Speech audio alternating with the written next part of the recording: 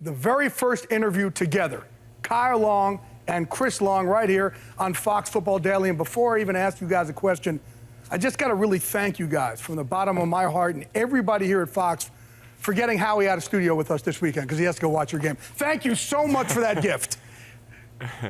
I'm sure the feeling's mutual coming from him. Your dad's coming there, your mom's coming there.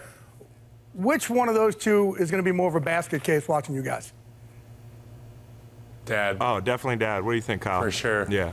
It's probably, the simple fact that he wouldn't know what to say. He's not going to give Kyle the scouting report on me, in his opinion, and vice versa. I think that's kind of a tough situation to be in for a dad, so. Kyle thinks they're actually rooting for him. Kyle would think that. I mean, he's a middle child. You have to understand. You have to understand that's I think it's me against the world. I don't know what Jay's talking about. You guys obviously have watched each other on film here now. Chris, give me what you've seen from Kyle that you're like, I'm really proud of my little brother here. Well, I just like the way he plays the game with physicality. I think it's not often you see rookies kind of that physical. I mean, he does look like he's 33 years old, so that kind of helps. And I think he might actually be 31, 32 years old. So the physicality, he's already got that grown man strength about him.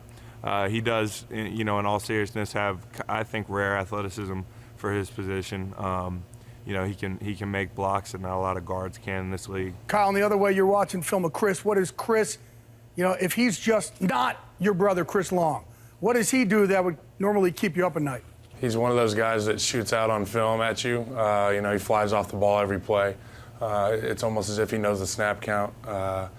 He's an incredibly athletic guy, has a high motor. He's been tagged a high motor guy for so long, but what people fail to realize is how extremely athletic he is. There's a lot of plays where he's on the ground and he finishes around the quarterback. He's got to deal with the tight end and a tackle a lot of the times with a back chipping. So, he's got that physical side to his game, but he's also a very finesse, athletic guy. Chris, who's more likely to get a personal foul in this game, you or Kyle?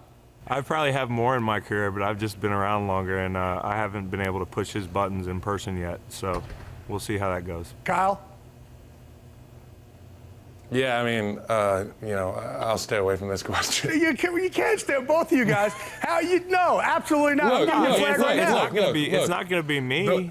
It's not going to be me. Hey, the way I was raised, and I'm sure Chris is the same way. You don't back down from a fight, but you don't want to cross that line to where you get kicked out of the game. So if Chris wants to get out there and do a little wrestling after the play, I'm game for that. We hear every week Howie is screaming through the TV advice to both of you guys, and I know he talks to you guys all the time. When you're out there on the field, do you hear his voice at all?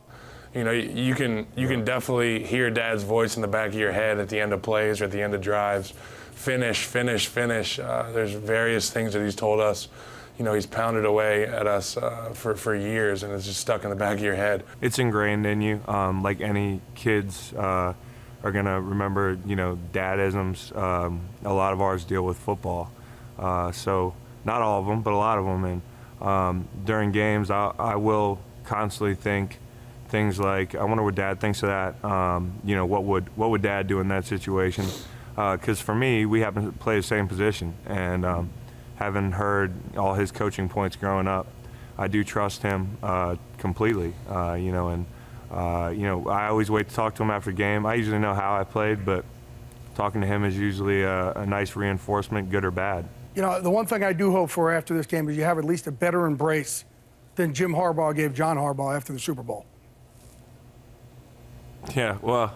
Yeah, everybody does it differently. We give awkward hugs. We give awkward hugs anyway. So yeah, we'll get an awkward hug going.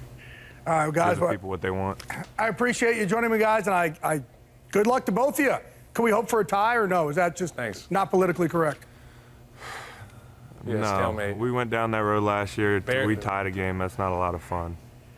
All right, go. Well, good luck to you, man. And again, thank you so much. I can't, from the bottom of my heart, for taking Howie off our hands for a week. This is the biggest. This is Hanukkah come early. Thank you.